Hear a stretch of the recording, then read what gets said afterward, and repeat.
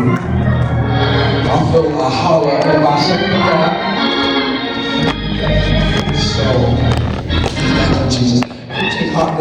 I just gotta say, I really enjoyed our bishop today. Amen. Amen, amen. It seems like, amen, his preaching has changed. Amen. Thank you, Jesus. He always could preach, but amen, there's a double mantle on his life. Amen. And I just thank God for it because he preached this morning. Then he went up to Portland and showed out. Thank you, Jesus. I think we gotta do some renovations now. Amen. Amen. Because he preached his face off. Come on, somebody. Amen. We're going to Joshua chapter 6. Joshua. Some of you preachers know that God will flip the script on you. Right in the, you know what I'm talking about, verse 11. You get ready, prepared to preach one thing, you get your notes all prepared, laid out, color coordinated, and then the Lord will flip it on you. But I thank God, we're going to do what the Lord says and sit down. Amen? Amen. Joshua chapter 6. Joshua chapter 6. Thank you, Jesus. Chapter 6, starting at the first verse. Thank you, Jesus. Now Jericho was securely shut up because of the children of Israel. None went out and none came in. And the Lord said to Joshua, see, I have given Jericho into your hands, its kings and the mighty men of valor.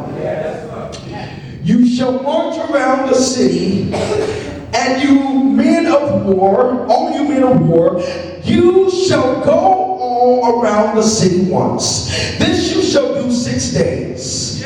And 7 priests shall bear 7 trumpets of ram's horn before the ark. But the 7th day you shall march around the city 7 times, and priests shall blow the trumpets. It shall come to pass. Somebody say it shall come to pass. It shall come to pass. When they make a long blast with the ram's horn, and when you hear the sound of the trumpets, that all you people shall shout. Somebody say shout. Shout. With a great shout, then the wall of the city will fall down flat, and the people shall go up every man straight before him. Then Joshua the son of Nun called the priests and said to them, take up the ark of the covenant, and let 7 priests bear 7 trumpets of ram's horn before the ark of the Lord. And he said to the people, proceed and march around the city, and let him who is armed advance before the ark of the Lord. Drop down to the 20th verse. So the people shouted when the priests blew the horns. And it happened when the people heard the sound of the trumpets, and the people shouted with a great shout, that the wall fell down flat. Then the people went up into the city, every man straight before him, and they took the city. I want to preach to you, and this is fresh, I have no notes, but I want to preach to you from the topic past due promises. And I want to preach to you from the subtopic, what is your Jericho? What is your Jericho? You may take a seat in the presence of the Lord. As we know the story, we are pretty familiar with the story. I mind if I come down here with you? We are pretty familiar with the story of the children of Israel. Because of the disobedience of the people, what was supposed to be a short journey to the promised land prolonged 40 years. Somebody say 40 years. Yeah, what had happened was the people began to be so sinful and disobedient that they had to take the long way around to the promise. If you remember, Moses sent 12 spies to spy out the land of Canaan. And the 12 spies, out of 12 spies, 10 came back with a bad report. 10 came back and said, we cannot take this land. The land is too big, and we look like grasshoppers compared to the giants in the land. But there was a man named Caleb, and there was a man named Joshua. And Caleb and Joshua, they said, surely the Lord will deliver the Canaanites into our hand. Are y'all gonna help me? I forgot my disclaimer. If you help me up the mountain, I'll come down by myself. Is that all right? Surely we can take this land. Come on, somebody. But the 10 spies, they began to give a bad report, and God was not pleased with their lack of belief. And can I tell you that there is a lack of belief in the body of Christ today? And that is the reason why we fall into sin. That is the reason why we fall into old habits. That's the reason why we're like that dog that returns to his vomit, because we don't believe the promises that God says concerning our life. So what we do is we return back to what we know.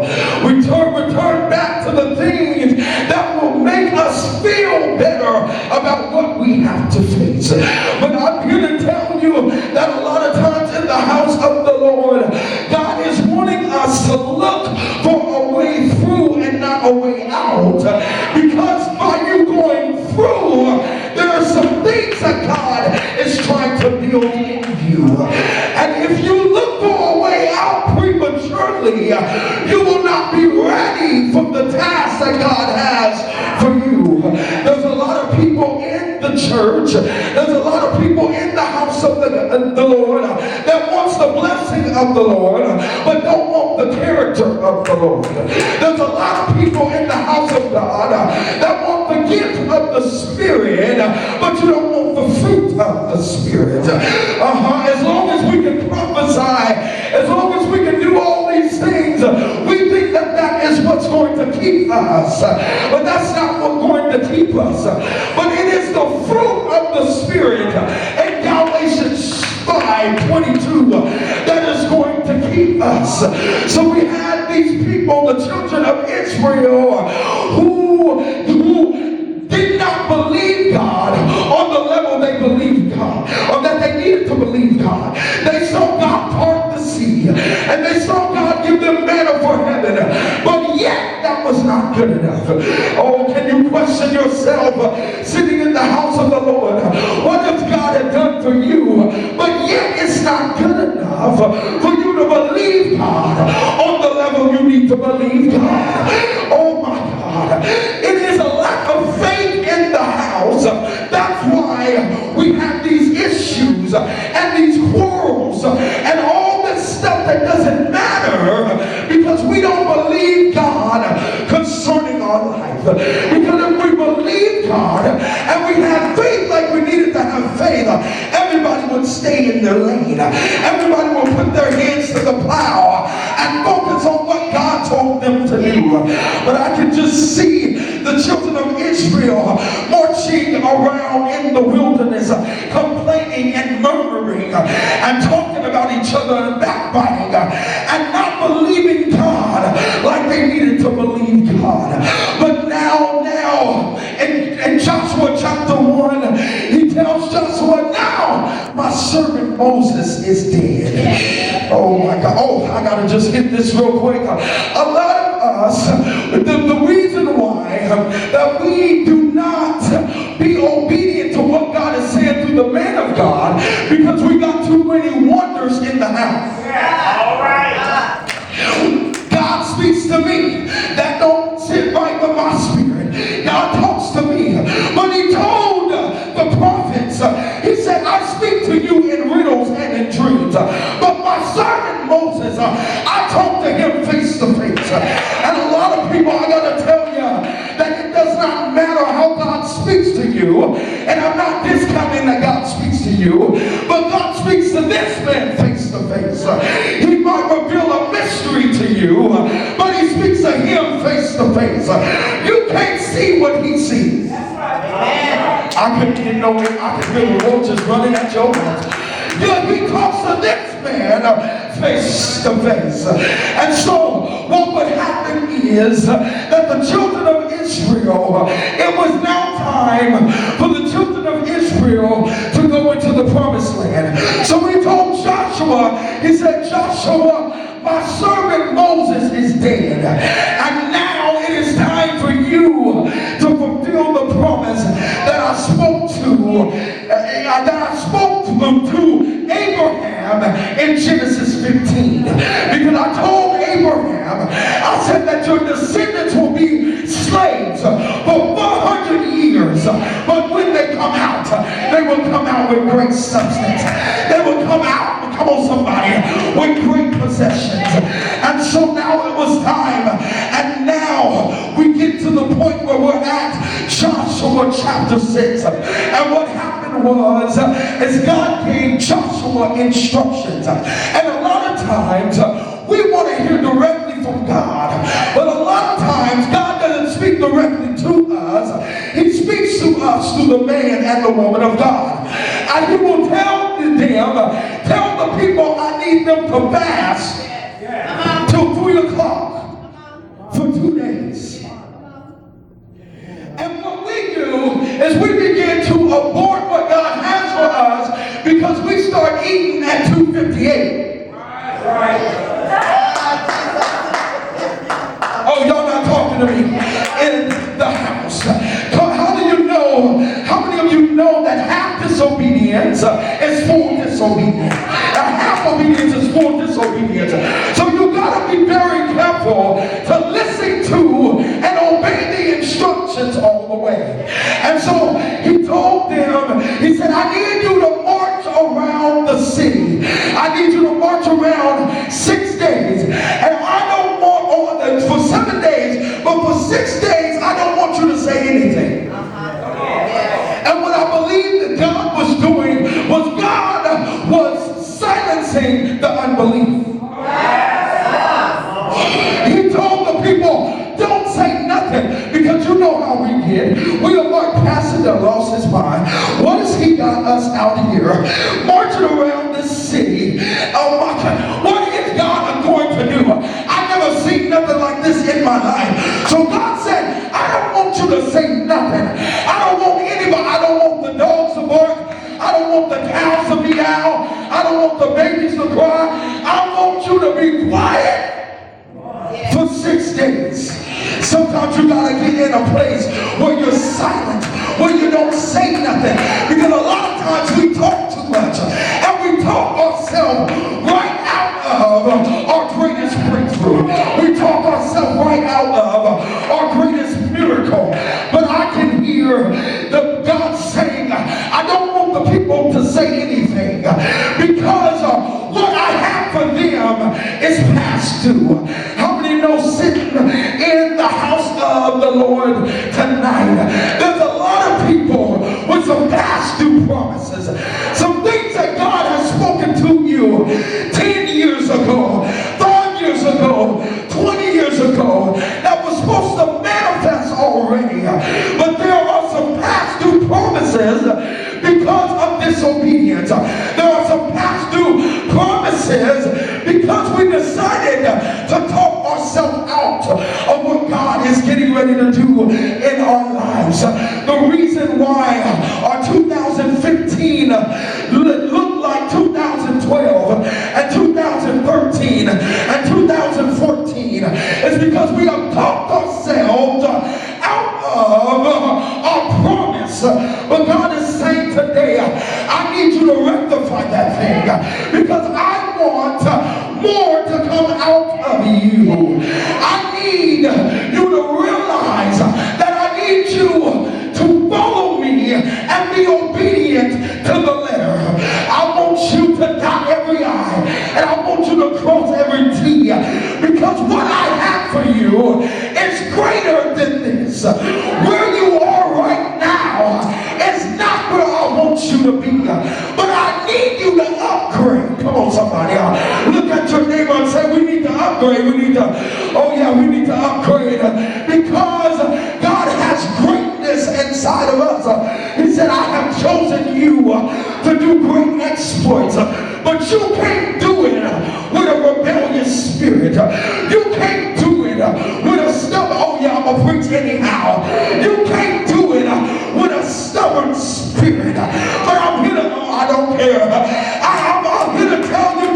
tonight that there are some things that God wants to birth out of us. So you got to think in your mind, what is your Jericho? Is jealousy your Jericho? And that's the wall of Jericho that needs to come down. Is envy your wall? Come on, somebody. Is hatred your wall? What is your wall that needs to come down? Because God wants you to take the land. And when you take the land, He wants you to kill everything. Come on, somebody. That is not of Him. Kill that lying spirit. Kill that backbiting spirit. What is your wall of Jericho? You got to search your heart tonight and realize that there are some things that's keeping you from getting to your Jericho. But I'm here to tell you tonight that if you need the walls to fall down, He said, if I did it before, I can sure enough do it again. Because I'm the same God that was there in Joshua chapter 6. I'm the same God that was there in Exodus. I'm the same God that was with Abraham, Isaac, and Jacob. Same God. So God is saying, what is your wall tonight? I need the walls. I need you to help me to come down. I need everything that is not like me to die. So here we find the children of Israel. They're marching around the city. And I want to tell you that when you start and when you make up in your mind that these things in my life has to come down, can I tell you that the enemy begins to get nervous? I can imagine the people of Jericho begin to get nervous because they say, what meaneth this? That they marching around the city this many times for this many days. But I'm here to tell you that in this season, God's going to ask you to do some things that's uncommon. Because if you want an unusual miracle, you're going to have to do something unusual.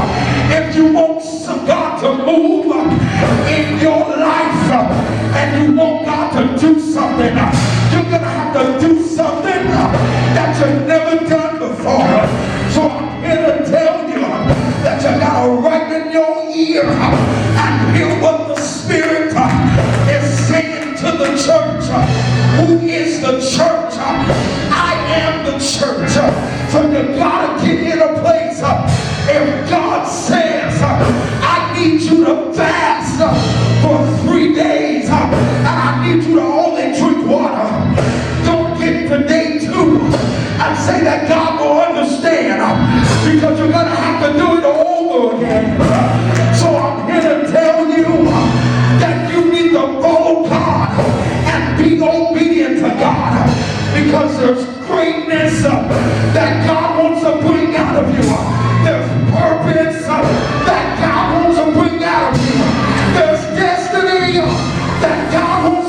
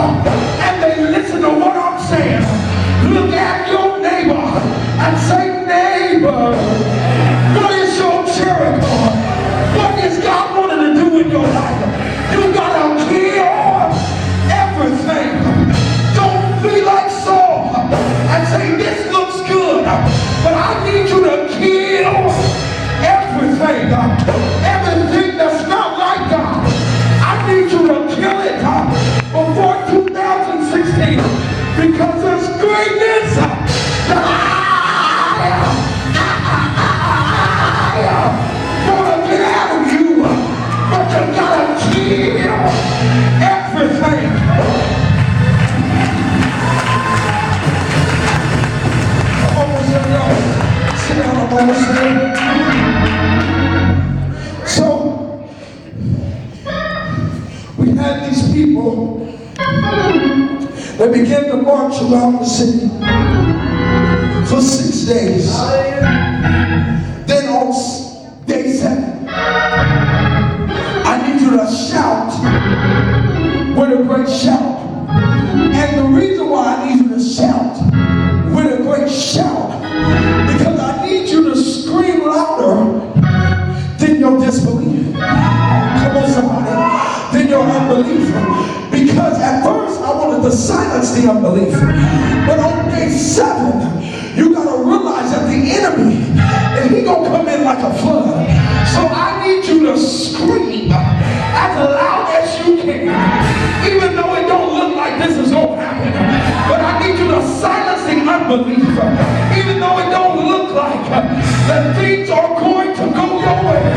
I need you to silence the unbelief.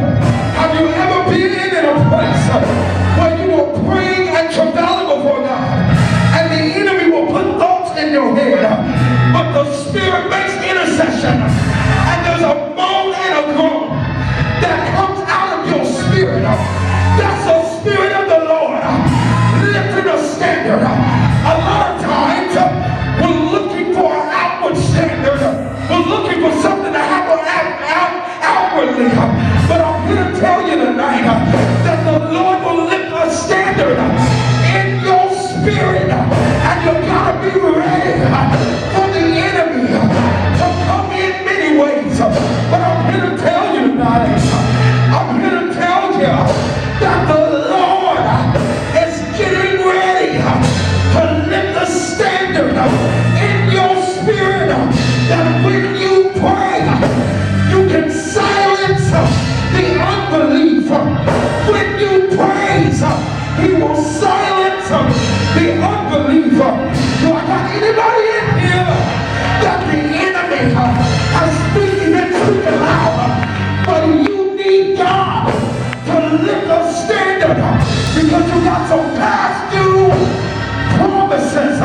You got some things that you didn't need God to do, but you need him to open up the gates and let me in. Those things tonight, if you allow them to, they're coming down. But you got to be in a place where you say, God, I got these walls and I need them to come down. I need you to lift the standard. I need you to allow my mind to be in me like it was in Jesus. I need you to help me be transformed by the renewing of my mind. Somebody say, yeah! So, I'm almost done. I don't know why I'm going here, but Jacob, Pastor was talking about today, he had 2 wives. He had Leah. Leah was the one that was unloved.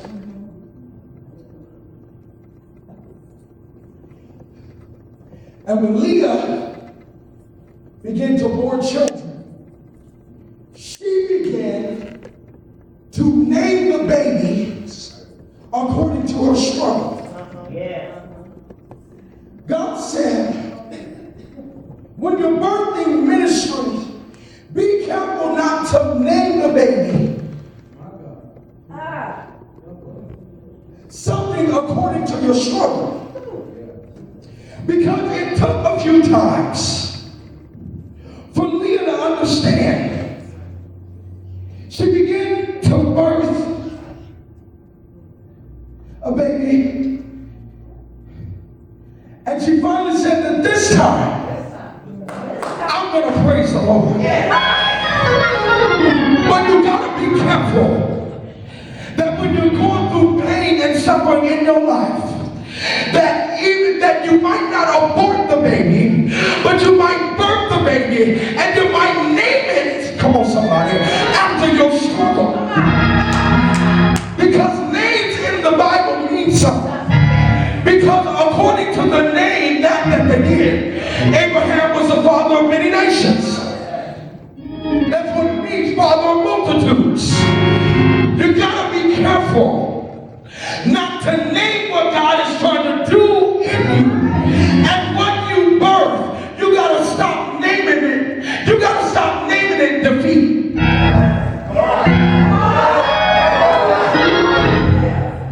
You gotta stop naming the baby, come on somebody, failure.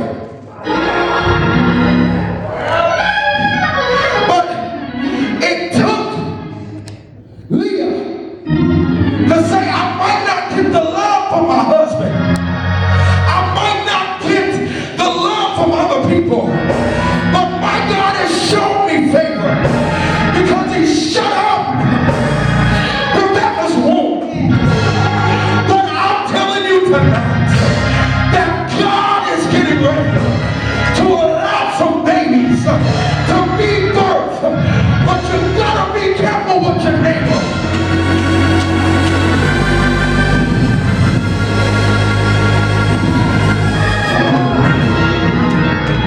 Because she finally figured it out. The Lord has granted me grace and favor. And I wanted to hold this out, but I need to talk to you. That this time, I'm going to praise the Lord. This time, I'm going to do what's right. This time, I'm going to be obedient. This time, I'm going to look forward. This time, I'm going to look to the hills from which cometh my help. This time, I'm going to run to the safe place. This time, I'm going to wait on the Lord. This time, do I got anybody in here that got a this time? This time, I'm going to do what's right. This time, I'm going to press towards the mark. This time, I'm going to put my hands to the plow. This time.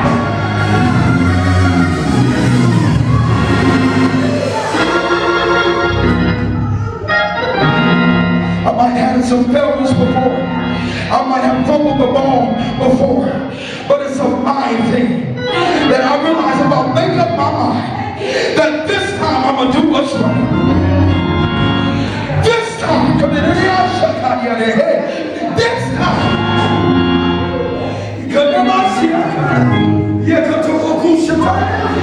this time,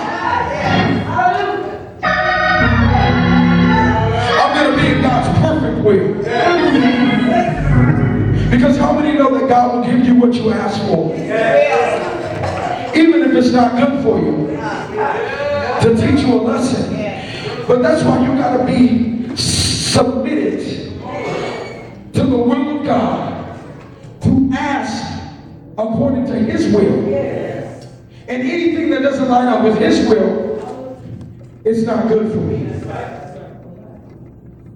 So we got to be very careful that in 2016,